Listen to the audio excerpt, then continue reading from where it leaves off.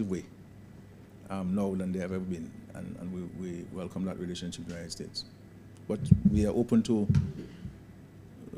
host them in Dominica. But ultimately, there's a decision for the State Department to make, and in which island. But whichever island they choose, that will not change our the relationship which we have with them. Similar to how Antigua and St. Lucia, I believe it is, they have acquired land and they've have the government identified the land or a specific location as to if in fact we're selected where we'll house the building. Yeah, but I'm not sure on what basis these governments would have done that. But all I can say to you, is that we have a discussion in the United States. If the discussions are taken to a next stage, then those considerations will come into play. But certainly we are prepared to facilitate the United States to the fullest extent if they decide to locate one of the embassies in Dominica. That's what I can say now. Yes, sir. Minister, some time ago we were here and we spoke about the issue at the Dominica China Friendship Hospital. Just recently I saw a press release from the Dominica Public Service Union expressing concerns as it relates to contracts with doctors, and that seemed to be an ongoing issue at the hospital. Can you attempt to give us any latest development, because we hear a lot about that? The other question I have is that not only me, but a number of persons are concerned that in terms of what the government is offering as it relates to persons passing when we do the GSAT examination, government I think offers for scholarship $1,000 and for bursars I think $500. Now, a lot of persons who would have gotten that, for example, when the NCC is offering a scholarship, it is much more than what government is offering. That is really mediocrity. Now, from the information that I have, when parliamentarians give help to students, they give them books, they give them clothing, they give them money, they give them everything. It is much more than what the children would have worked hard for. And honestly, this is not fair. What does government intend to do to the persons who would have worked hard, who would have gotten a scholarship? $1,000 is really nothing. A bursar, $500 is nothing, and it is really hard. The dear Minister, it's true. President, so I will ask her to respond to you. Good morning, everybody. I suppose as we grow and as we evolve and as we reset, we take everything into consideration. But you didn't say that we also pay the CXC fees for these children at the end of their schooling. We also, even you didn't get a scholarship or a bursary, we also give a $500 transfer fee to help everybody else who pass common entrance. The important thing is that these students are fully ready to begin school. While I understand what you say about what other people give, other people might give a limited 5 students, a limited 8 students, and the most I've heard so far is 20. We're looking at a case where we are like, in some cases, 112 and 90-something on the other side. It's a conversation, and I agree that we will look at under the reset, because we may find ourselves, as of now, we are at 94% literacy rate. We see boys are performing better. We see the improvement in the students' performance. So we might have to review some things on the reset, because we may end up in a case where, who knows, in the next 3 years we might have 40% of the students who write common entrance have qualified for scholarships because of the rate at which we are improving. We may find out of the other 60, another 50% has qualified for bursaries. So we may have 90% of the students who have written the grade 6 national assessment have to receive either scholarships or bursaries. So I understand what you are saying, but I understand as we move into resetting and we have to look at implications and we have to look at everything else surrounding, because in addition to what they will get, they continue to get a lot more than they would have gotten before. Before we just give them their $1,000 worth of book, uniform, and so. But we follow them. We follow them all through the system. Where they need transportation, they get.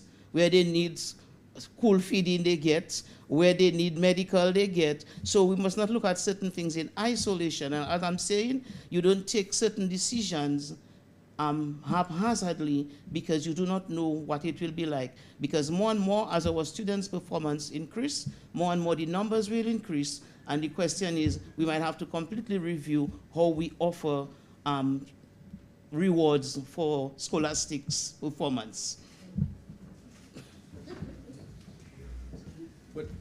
But in addition, Carl, I do what the minister said, that the scholarship holders, awardees, and the bursars, they also entitled to the $500 school transfer grant. You know what I'm saying? So they get that as well. So, but as I said, sometimes we'll have to review. You know, and I think what the ministry is trying to do is to avoid this regular changing of textbooks, and that is a major burden on parents and so forth. The issue of the hospital and the issues there, the Minister for Health has been dealing with those issues. As a matter of fact, he has been in communication with the General Secretary of the PSU. As of this morning, they had a meeting on both the State College and the Ministry of Health. We recognize that we got information, because remember, the hospital is run out by a board, and sometimes this is not taken without informing properly. So we understand that the doctors would have been given a 6 months contract. I think the minister is addressing that. He and I spoke on this earlier this week, and I mandated him to address this. We also are looking at the nurses in particular. And one of the suggestions I made to the minister and the Ministry of Health, and which will take the cabinet, is that I'm hoping to meet with the Nurses Association and the PSU as well to discuss it to them. So it's not a firm decision. Where the nurses are concerned, I believe that we should remove the option of getting them to make a choice as to whether they remain with the government as an employee of the government or the hospital board, and allow them to remain as government employees, and to have them seconded to the hospital, because nurses are required nationally. And it's important that the nurses are allowed to be. So if we have to transfer a nurse from the hospital to Granby or to Marigot or to Penville, then you don't have the situation where that nurse is no longer an employee of the state.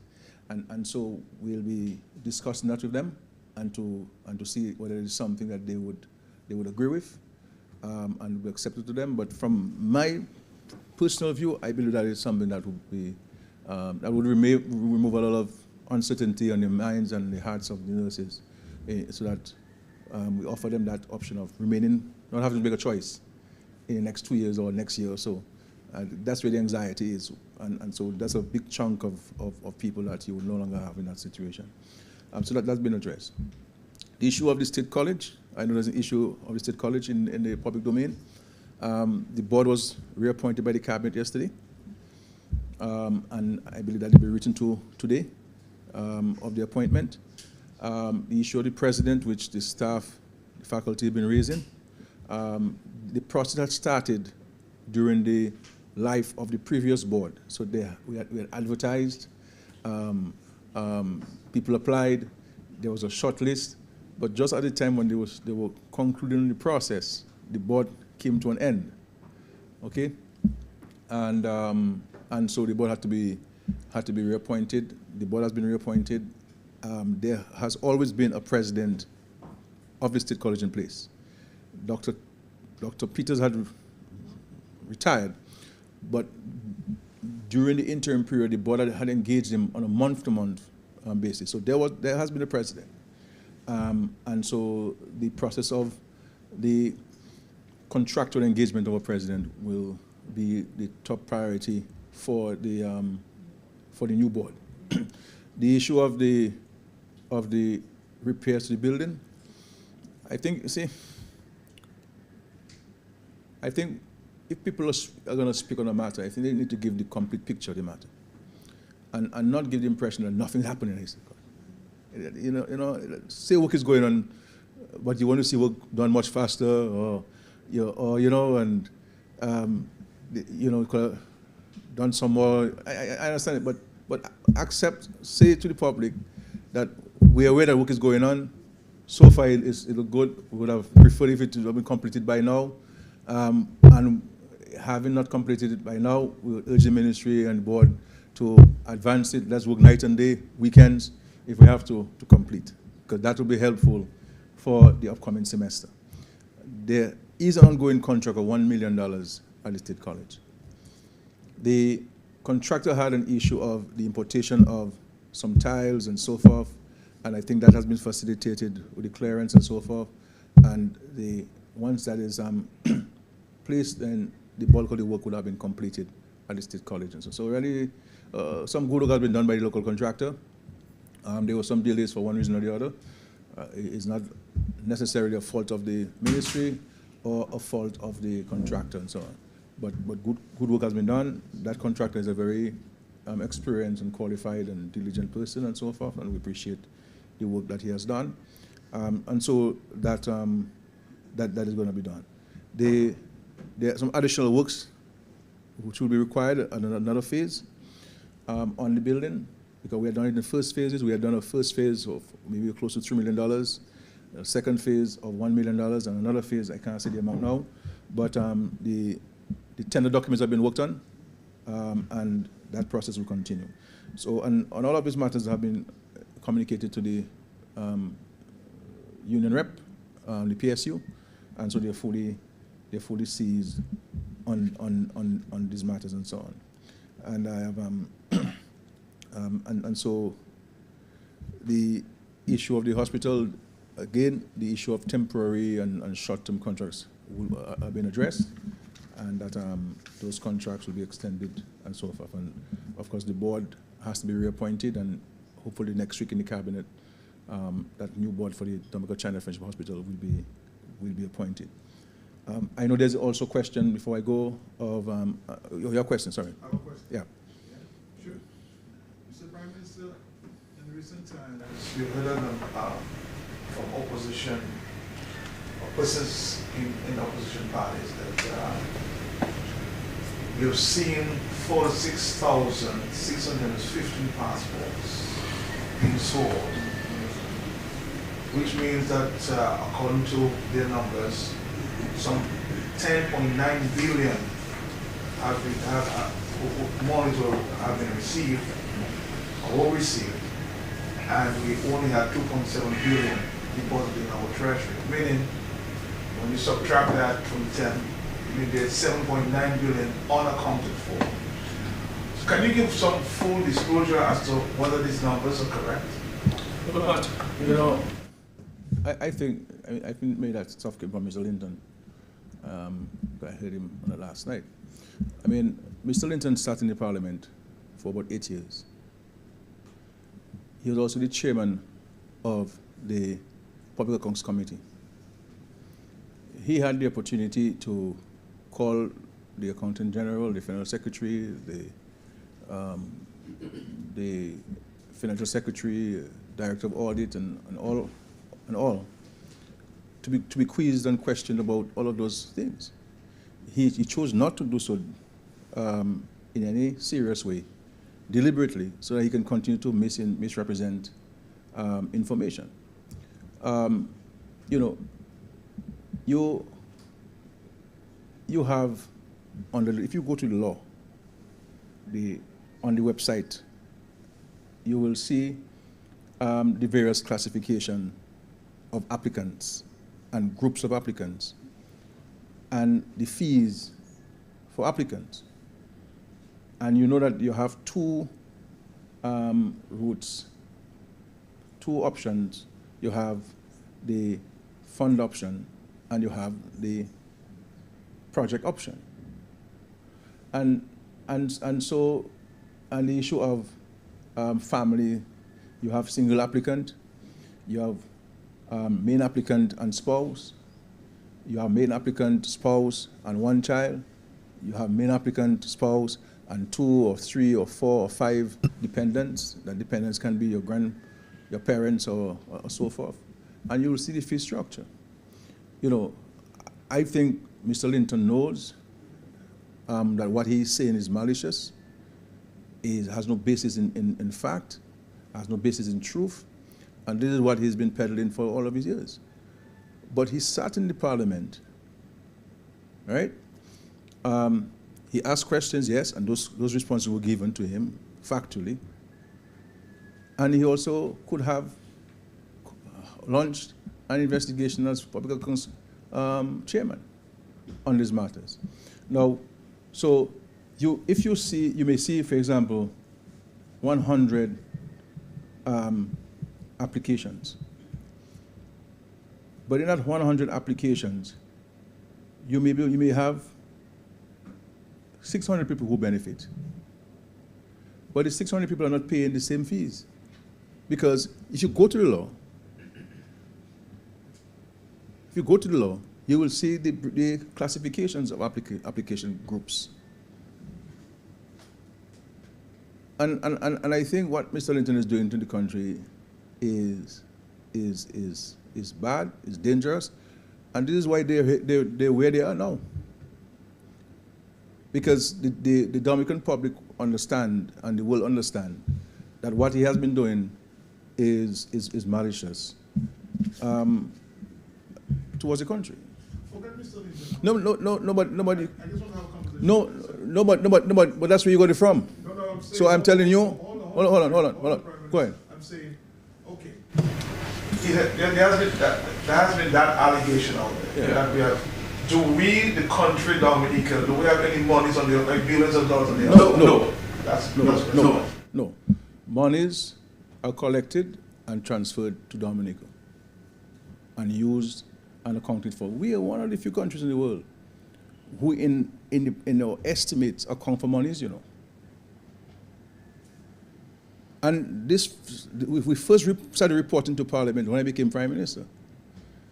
Prior to me becoming Prime Minister, you'd all be 4.5 years in office. There's no citizen of Dominica can point out to anybody in Dominica what CBI funds were used for.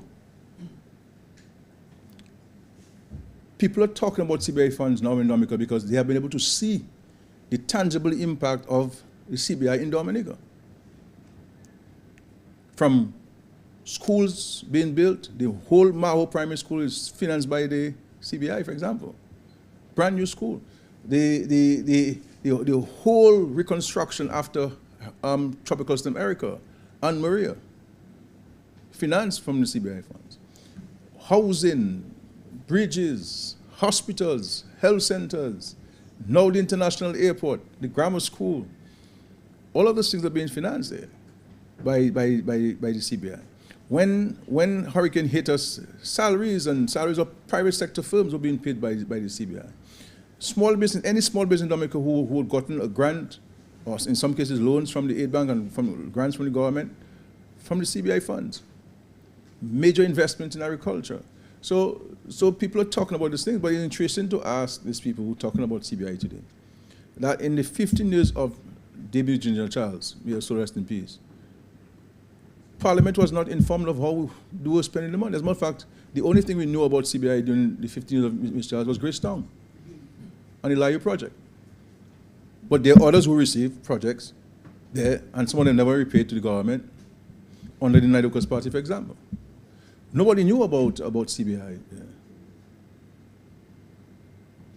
Nobody knew about CBI. Mr. James or whoever it is can't tell you how they spent CBI funds between 1995 and 2000. But we made significant funds back in those days, but nobody could tell you that. There's nothing that's standing in Dominica. 15 years of Mr. Charles, 4.5 years of the Nidocus Party, that anybody in Dominica can point and say, CBI did that. We've had CBI since 1989 or thereabout. The only time you've seen tangible things in Dominica, the only time people can account for it in a transparent way, is when I became the Prime Minister of the country. And I took a deliberate decision to let it form part of the revenues of the state. In the revenues, the recurring revenues of the government, and to indicate in the capital expenditure the monies that are coming from CBI to implement various capital projects. There's nothing that beats greater transparency than when you can put something in the public domain for people to have access to it and to ask questions.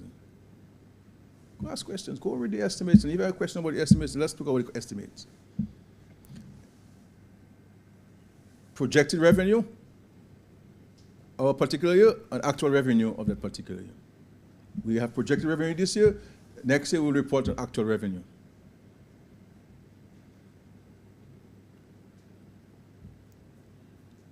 So, 4.5 years of local party, nothing. Nothing. And this is why I'm saying to us in Dominica, you know about me, because I have less time in the office I hold and in politics in general. Very unlikely I'll be a candidate in the next election.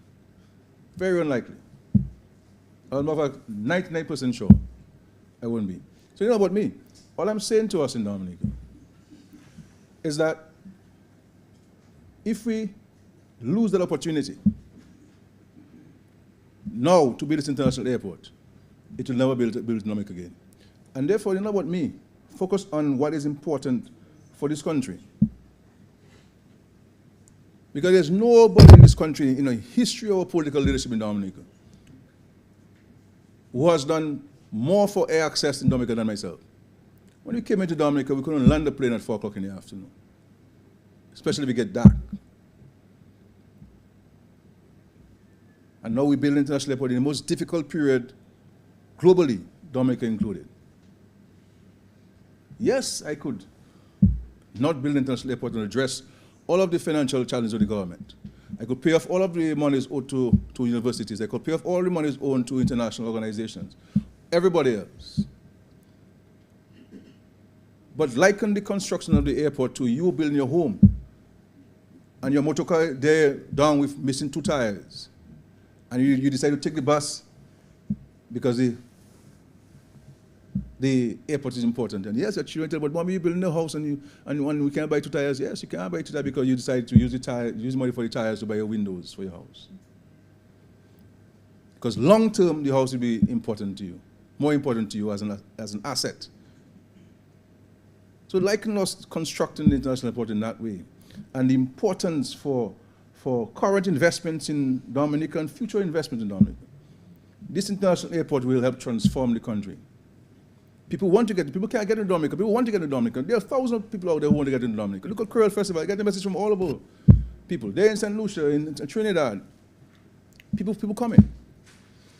Can't get access to Dominica. People from the United States, Dominicans and friends of Dominica overseas, out of the region. Can't get. American Airlines overbooked every flight. The people who get to the airport with a ticket in hand and can't get on the plane because overbooked. Luckily, we have been able to negotiate with American Airlines to put additional flights during the Curl Festival period. We work in the Caribbean Airlines. Caribbean Airlines put in the flight. Working with Inter-Caribbean and others. But if we had the international airport, it would address a significant, I'm not saying that it would address regional air travel, because regional air travel has a different complexion and different complication. You understand? But this is about our country. And all of this opposition attempt is to seek to undermine the economic opportunities of Dominica. If you want to be a leader, you mustn't only sit and criticize. What are you offering the young people, Dominica? What are you offering them? What are you offering these people? What are your plans and programs for Dominica? And that is where we have to preoccupy ourselves with as a country. So don't look to me, look to the country. Don't look to me, look to the country. That is where we have to focus ourselves on. Because I may be gone even sooner than people think. So don't look to me, look to the country. Because When I go on, what are you going to talk about? You're going? As if Skerrit was there? Oh, Skerrit, whatever it is? No, focus on Dominica. And that's what I've been doing for the last 23 years of my life. Sacrifices that many Dominicans will not make. That's what I've been doing 23 years of my life, from age 27. Yeah. Can you tell us something about the festival? A lot of people are I'll leave the festival to the Minister of Tourism to address. Well, you know, this thing always, people always have different views as to which band you should bring, which group you should bring, and, you know, people love their music and so forth. So you always have those issues there, but whatever questions you have, I'll rather pose it to DFC and those folks who had the decision to make on that. Okay? Curtis, please. Yes, final question. You were going to say something? No, you. Yes, Prime Minister, my question is on lighting for Windsor Park Stadium. A contract was signed by the government and, of course, the contractor a few months ago, a $4 million contract signed, and that first phase of that project should have ended last month, July. My research on that project reveals that many workers are claiming they've not been paid, and there seems to be no end in sight in terms of the first phase of the project. Can you explain what have created these setbacks in the lighting for Windsor Park Stadium? I was going to ask another question. Motorists in Dominica were told this week that gas prices at the pump will escalate further by the end of the year. Is the government in a position right now, or maybe later down this year, to at least cushion the impact that these high prices will cause for the motorists? Thank you very much. If I have a chance, I'll come back again. What time is it now? It's a long press conference. The cushioning of the prices. You see, I love this country very much, you know, and I love the people who live in it even more. We're strange and wonderful people at the same time. I recall when we took a decision not to increase the prices on the request of the suppliers. There are some Dominicans who wanted to protest against me for that, and say you should give the fellows what they want. I mean, you know, otherwise I will not be in long lines. You remember where the long lines, the shortage. Dominicans were saying that I rather pay the price, the market price, than to stand than to sit in my vehicle in a long line looking for petroleum products. At the time I was trying to protect the consumers of petroleum products. And people were upset with me. People were cursing me. They don't usually curse me much, but that time they were cursing me a lot. But let me tell you something.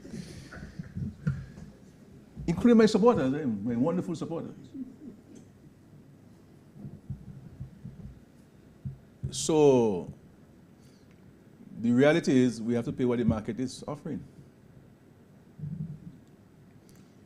Unless if you're advising me to find revenues otherwise, to pay for the continued cushion, because we pay this. This is what people understand. When the price went up, we were paying a significant amount of money to the importers per gallon for every person in the country who was using. We were giving the importers a check every month, each, based on the consumption of Dominicans. Now that is money I could have used to pay for the students studying overseas.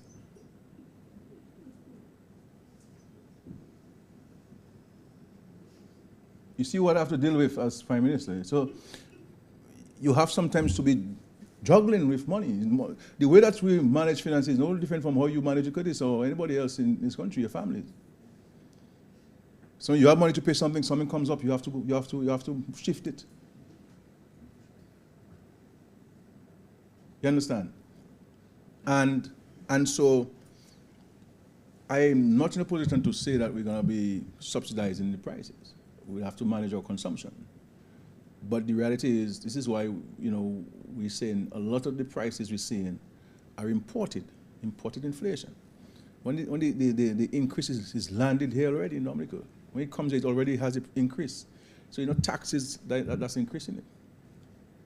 And even if you were to remove taxes on these items, history will show us, not only here in Dominica, but the world, that it will not be reflected in the final price. So it's always better for the government to collect the revenues by way of taxes so that it can use to provide you with improved and better services. Because if we in the government were to subsidize, it means therefore we're losing revenue, but our expenditure increases. And where do we make where do you address the shortfall? So we'll have to wait and see, but we have students, student school fees to pay, and we started to pay. I think we're sending $1 million to Grambling to pay for the students. We'll be sending $500,000 to Midwestern. So we're paying down on our debt to the students. We've been in touch with them. The students will be allowed to go to school, those we have commitments to. And so those things are being dealt with and so forth. So those fees are being paid and so on. That's our commitment to the students.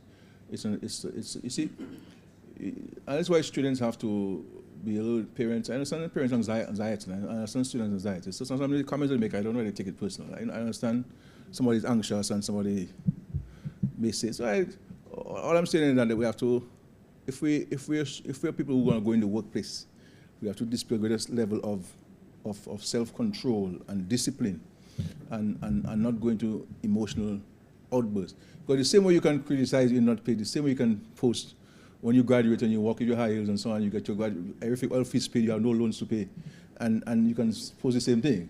You see what I'm saying? We have to, because you see, at the end of the day, there are people out there who might be waiting for help, but we decided to send a child to school. So we don't appreciate it, but the reality is that we have really opened the doors for thousands of young Dominicans. And this is unprecedented in our history. I am not at liberty to share with you a caution which a former Prime Minister gave me on our investment in education. I may do so with you privately. I don't kind of break that news or something. But it's a lot of money we spend in providing support and facilitation in so many ways that we don't speak about enough. These ministers don't talk enough. I keep telling them they don't talk about those things enough. I guess because maybe we're doing it selflessly, and then we move on to the next issue. But if they're to talk about these things, people will understand even more. There's a lot of things happening. People look at the things that are not happening, and other things are happening. A lot of things are happening there, and extraordinary commitment to people. Kala, yes. Stay there. You want to talk? I know that there are some issues on where the Ministry of Sport is concerned. I know they've asked for a report from the contractors. Because of works, the contractor has been paid a substantial part of the contract, and there's some outstanding work, and payments are made commensurate with works done and certificates made, submitted. But I know the Ministry of Sports are engaging the contractor on this, and I'm sure they'll be able to provide you with more details on this. But there's some things I cannot disclose, no, but there are some concerns I know I've been told by them. Yeah, from the Ministry of Sports, and then they engage in the contractor on that. But the Ministry of Sports can give you more detail. Between Minister Roberts and Minister George, they can give you more details on that. Okay? Yes. To engage the Minister of Education, the 2023-24 school season is about to open. I wanted to find out where are we, how prepared are we in terms of the opening of the new school year, if she could address the opportunity to address that. I'll give her an opportunity because she cannot speak. That's one question for me. So No. I mean, if I still have children in school. It is all the questions. yeah, and that means the last question. That's correct. Yes. How long again? And when, yes. For next time. I'll allow the minister to respond to your question. I will thank you again for being there. We really appreciate your questions, and we look forward to meeting with you in the next couple of weeks. But again, anytime in between, you have any pressing questions, especially if you're going to bring the news and you go to the government. Let us get hold of this so that we can share it with the fact. But I always appreciate your presence here. Write me something here. See, Dominic was listening, see? He was listening to your So they're saying that the generator which the government gave them, which they haven't paid for. But I put it in parentheses, you know. The generator is not in service. Expected commissioning is mid-September. Okay? And yes, the board has approved the purchase of a 2-megawatt generator. And the board has put together a generation issues subcommittee to address the generation issues currently being experienced. I've been instructed by Carla John Baptist to say to Dominic that they need to hold a press conference too, because there are some important questions that he wishes to ask, and so forth. Okay, thank you very much.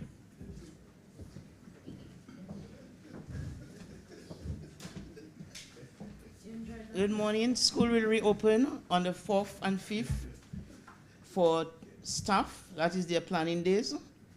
And we expect by the 6th, students will come. Normally, the Wednesday, Thursday, and Friday, they are used by many schools for orientation and to get students settled in. So that's what it is. The schools that where you'll see a little slight change in their arrangements. Granby Primary was operating on afternoon shift at Granby Secondary. We have ensured that we have prepared space for them at their school because I think a morning shift would be better for them than an afternoon shift. So even if they work from 9 to 2 in the morning, then work can continue in the afternoon, and all the logistics are in place. We have a last meeting with the parents on Friday afternoon to move in. A lot of cleaning is going on, so the space is prepared and coded off and make it safe for them, because safety first. So Granby Primary will be more comfortable now because they'll be on a morning shift in their own building, and we continue doing the other finishing touches what we have to do in the afternoon. The other school that might have a change is Thibault, because Thibault is the first primary school that and some people call it projects. It's one project with 5 primary school and 1 secondary school. So it's like a package. So each of these schools have their different starting date, but Thibault is the first primary school that will begin, and the arrangements that we are in now is for Thibault to be merged with Vickers and Baroness Scotland Primary School. We have met with the principals, we have met with the teachers. We have a meeting today with both parents. We cannot do it together because one group of parents is hosts, the other group is guests. The conversation have to be a little different, and we will meet everybody together. Even if these students do not come in by next Wednesday, for sure they will be in by the following Monday together. This is not new. This is something that we did when we were doing Wharton Wyvern. They were at another school. When we were doing Dailies, they were at Laplane. And so this is not I think Ben's and another school too. So, and they're both small schools. They're both multi-grade schools. But when we join them, we will have monogrades. So that is other than these 2 schools, other schools will go on as normal. As it pertains to preparation, I understand the parents everybody like everything to be spick and spank and hanging up like all in August. But all our social support programs, they are in place and students will be ready. And let me just spend a little time on the books. All the books, people will get their books. Some people have already gotten all their books. And people are asking about primary school books. Primary school books are usually sent to the primary schools in the first week of September, and the students are given their packages. So I want to say to primary school parents, let's go follow what we are accustomed to. I know some people used to get their books during the holidays, but the ministry's procedure, and we have already gotten the primary books from the suppliers. The people in the storeroom, they are packing schools boxes based on the number of students in each class and what teachers will need to use for resources. And normally, since I was a principal, these books come in the first week in September. Because the truth is, no student is going to need any textbook before the middle of September, because you don't start school and say, take out your textbook. You orient students and you review some of what they did previously and you get them ready. So the textbook is not a thing that you need for like the first day or the first week of school. The uniforms, if I had my phone, I would show you my uniforms. We've been distributing uniforms since last Friday. The parents, all that is reset. On the reset, we try to make things easier for our people. That is what we lose sleep over, to make life better for the Dominican people. So instead of people coming into Roseau and waiting by a supplier, what we have done is to go measure the children, prepare the thing, aggregate the data. I need 10 white shirts, send that to the supplier. They pack my things. I go back to my office. I put shoes, pants, shirt, Tom Brown. And I go to Petit Soufriere, and I say, Petit Soufriere people, meet me somewhere. And the parents come and they pick up their packages.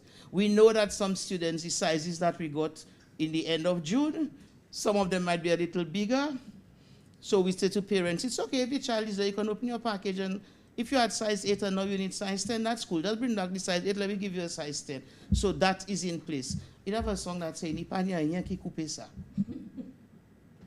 so I think we are pretty ready for school, but having been a past teacher and principal, I can also tell you that no matter how ready you are, sometimes there are just things that can pop up, and I think the Ministry of Education is there to support our principals, and our principals are ready, and if they need us, they know how to find us. Are you aware, Madam Minister, quickly, that some secondary school students are not able to get books?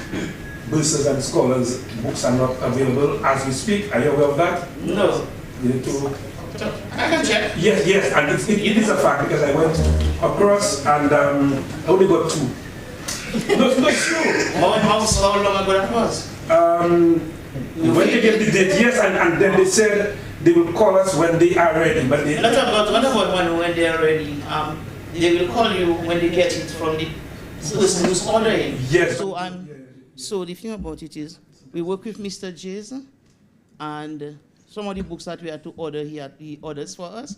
You know it is already with the shipping and so. So as soon as the books come, we call parents and we give it to them, which I am sure will not be too long. And this is not the first year that happens. Sometimes that happens.